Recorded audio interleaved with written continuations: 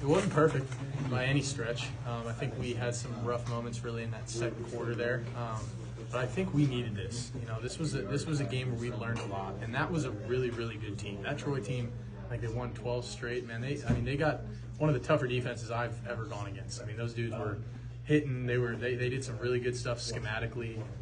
Heated us up pretty well, and they disguised everything really well. So it was hard to see what they were doing. So I think that was a really good game for us to learn from. And you know, I feel like a lot of the things that I kind of got away with a little bit in that SEMO game, I wasn't really able to get away with. I feel like I forced a couple throws early with that I wish I could have back, and just taking what the defense gives me. I feel like last week, I was able to be a little more aggressive because when they brought pressure, it was kind of a 2 under 3 deep. There were a lot more holes, and this defense, there weren't as many holes. I wasn't able to kind of take advantage of that as much. So just learning from this and being able to kind of take what the defense gives me a little bit, especially early on, which we fixed that later going forward. But I think there was a lot of opportunities that we had. I mean, we should have scored freaking 80 points on those dudes with the amount of times we had the ball right at midfield. We didn't capitalize on a couple opportunities, but like I said, just we learned a lot from this and going into a big week next week. So how key was the end of half possession where you guys got in the end zone? That was big time because we've been stressing that 4 over 4.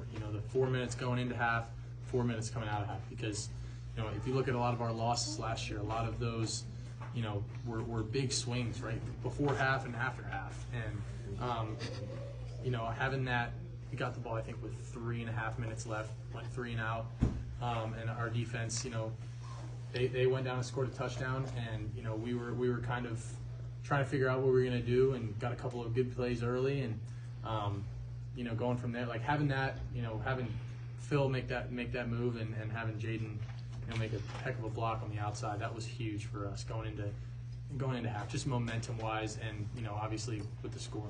Did you see 3 deep on the interception throw? Yeah, it was 3 deep, and that was the corner dividing over top. So it was an ill-advised throw. Just should have checked it down, and he flashed for a second, was open for just a quick second, and that corner, I mean, he made a good play. Wasn't a good throw. What does Phil mean to you? Oh, Phil, man, he's really taken his game to another level. I really think, and in terms of everything, not just on the field stuff. I mean, he's really stepped up as a leader in that room, because we lost Cade and Malik last year. Those guys were kind of the dudes in the room, and Phil, he really has stepped up into that role, and he's an old dude now, man. He's a 6th year. We call him like Uncle Phil, or whatever. But I mean, his knowledge and experience is so good, and he's such an explosive playmaker for us. I can't say enough good things about that dude. I love having Phil around here. What does it say about your wide receiver depth?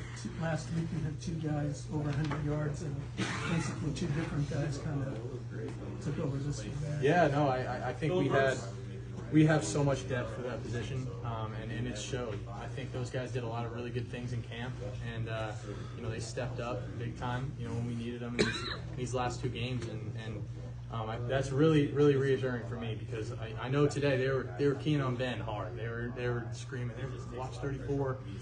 But that means some other guys got to step up, and Jaden had a couple of really good plays. RJ did some good things, and so did Phil. So I'm excited for that group.